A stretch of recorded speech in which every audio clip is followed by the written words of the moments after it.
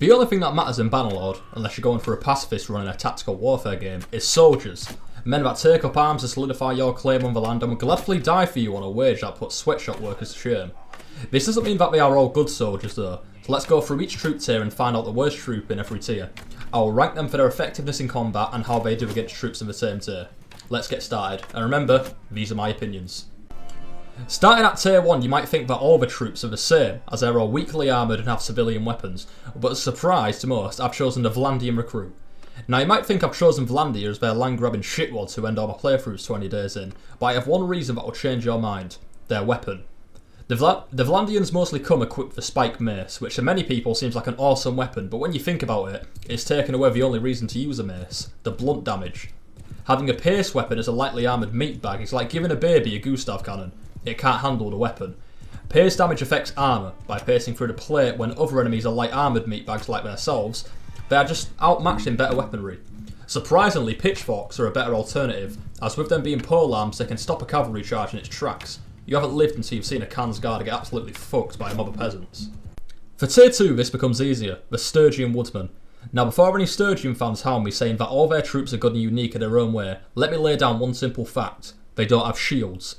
Having a shield makes a massive difference when it comes to battles, as you pretty much negate all range damage to your troops.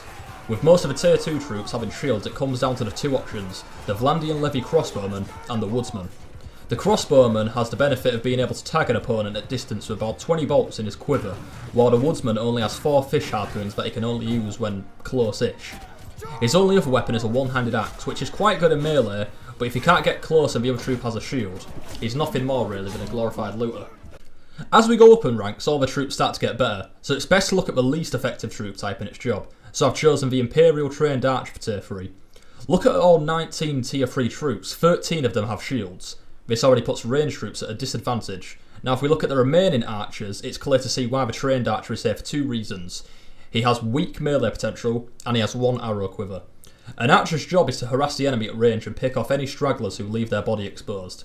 Now the melee potential is a hit or miss point, as you can say archers aren't meant for melee, and you would be right. But the arrow quiver is a big downside.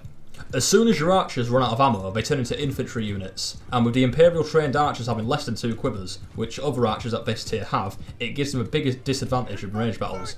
The other unit you might argue being here is the Vlandia Crossbowmen, as they have the same amount of ammo, but they also have the benefit of using the power and range of a crossbow, and they have more durable armour to back up their melee ability.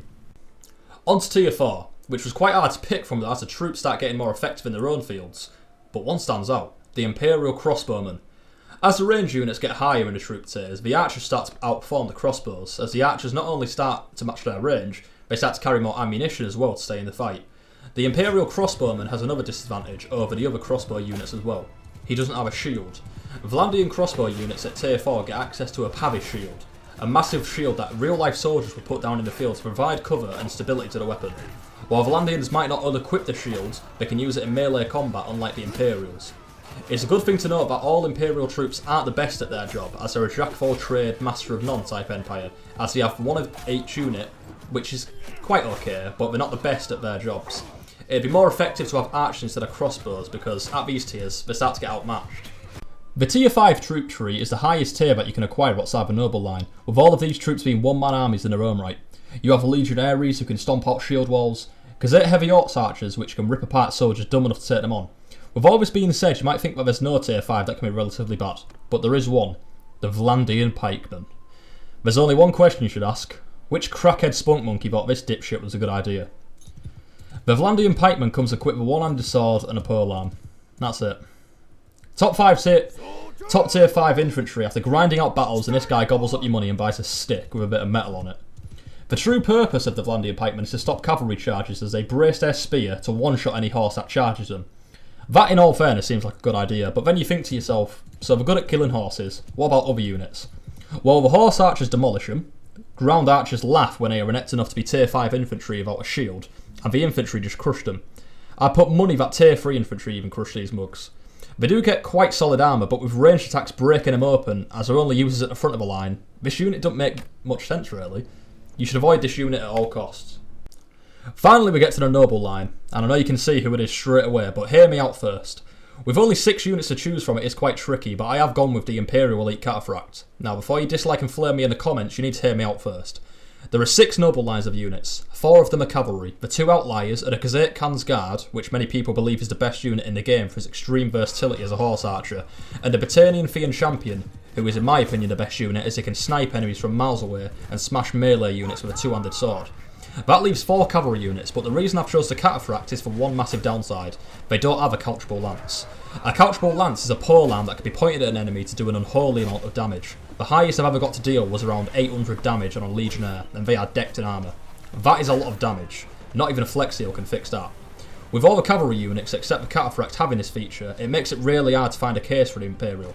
They do have the best armour out of any units in the game, as well as the best horse armour as well. But having a how do I even say it? It's a couchable lance to some fancy armour. Now let's make it clear though, I'm definitely not saying the Cataphract is a bad unit. It is extremely good and can smash infantry lines apart and stay alive due to its extreme health and armour. But I believe other units outclass it. Well, we've made it to the end, guys. And remember, these are my opinions. Please do not come into my house and keep the shit out of me because I did not choose this certain troop. Maybe you liked one I chose, but still. Why don't you leave yours in the comments? Please like, subscribe, comment your favourite troop, what you think should have been in what position, or if you have any questions about Bannerlord in general. Thanks, and remember to have a good one.